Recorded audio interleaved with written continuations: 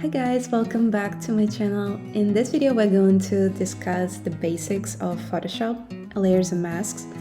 If you're familiar with those, you might just want to skip this video, but if you're new to Photoshop and you want to learn what a layer is, what a mask is, and how they work together, then just keep on watching. So I have this beautiful image. It is already edited.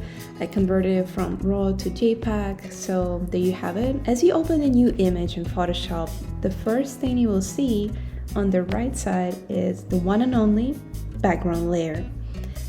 Today we're gonna discuss this section, layers, masks. So this is the first one you're gonna see.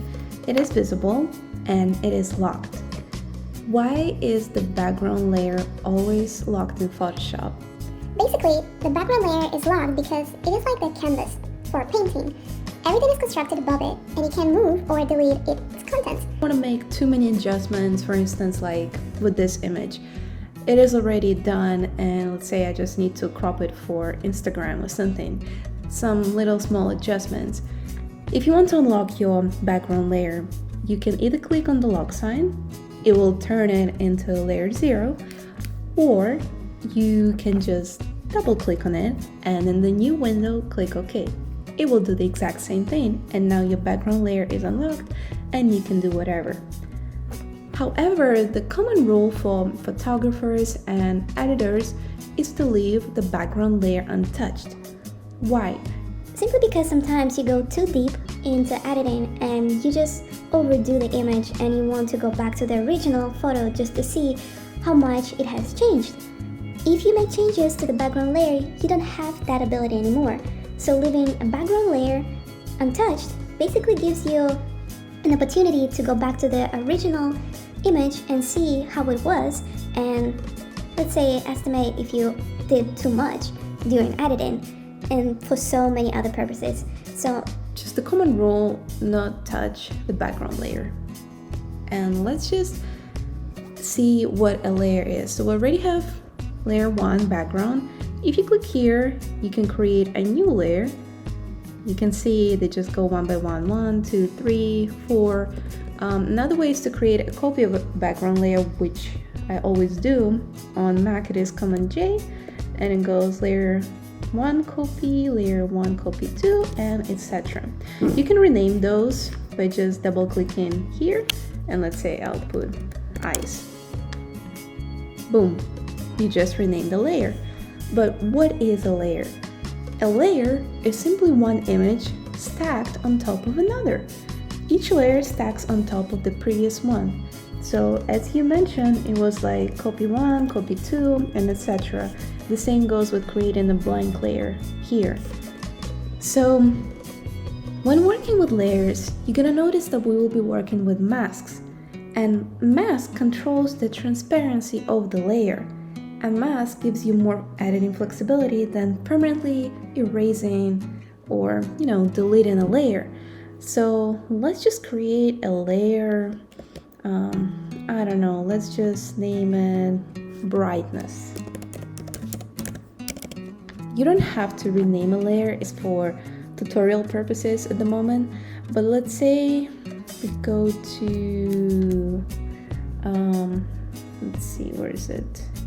Dodge tool, right? Let's just increase the brush a little bit and let's just go over the model's face.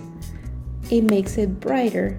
If you click on this sign, it will hide the new layer and you will see the original one, which I was talking about at the beginning, the importance of saving the background layer untouched. So you see we overdid the face, it is too bright. Let's create a mask on this layer. You're gonna go here and create a mask. As you see, they are connected and this rectangle is white. Now, what if I click Command I? It will invert the mask and now it is black. So when it comes to mask, you're gonna see two colors, white and black. And then you're gonna work with brushes with a standard brush tool, this one. And if you go down here, you see you only have choices of black and white, just like the mask. So white brush reveals adjustments, filters, effects, whatever you apply to that layer. And black brush removes them.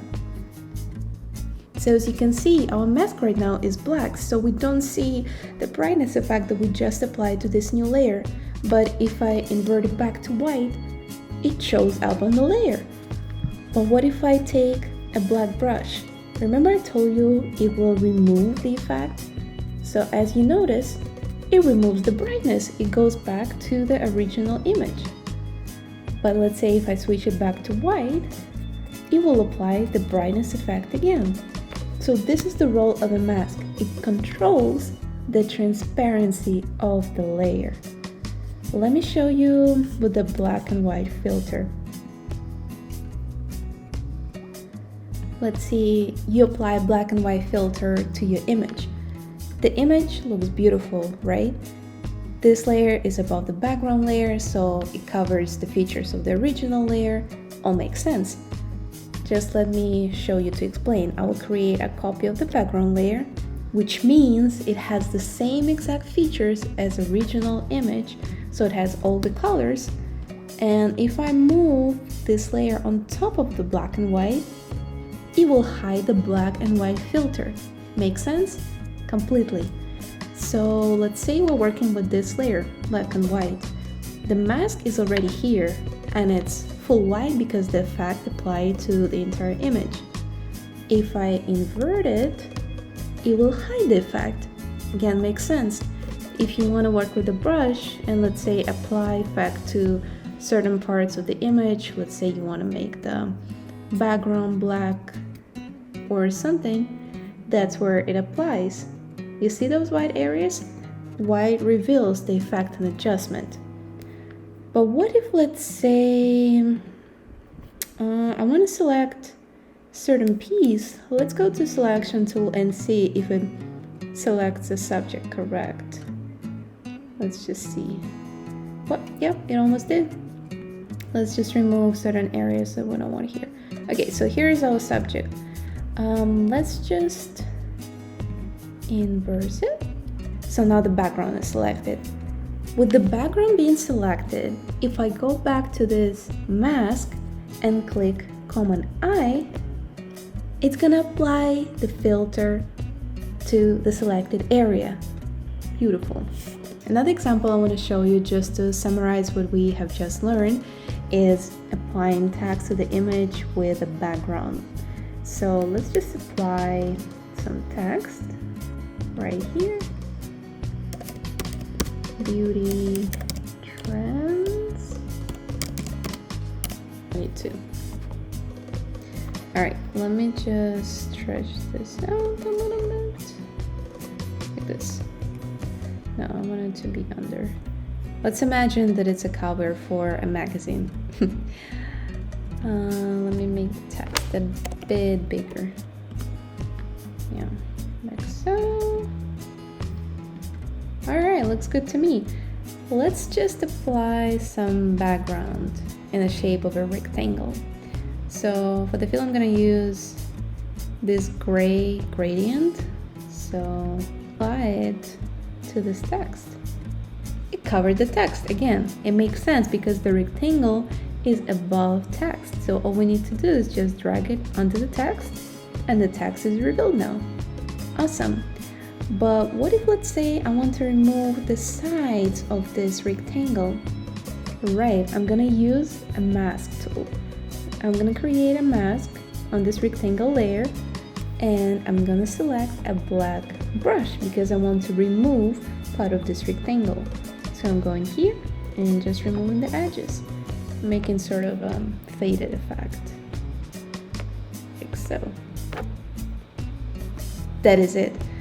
And let's say if you want to save your results, you just hold Command. I'm working on Mac, so I'm holding Command. I'm just gonna select all the layers and click E. Now it's all in one layer and you can save it as a JPEG file. I hope it was a helpful tutorial, guys. I'm gonna make more moving forward. If you have any questions, please feel free to leave them down below. I'm always very glad to help. You can find more tutorials in the Photoshop playlist, but other than that, I will see you in my next video. Thank you for watching. Bye!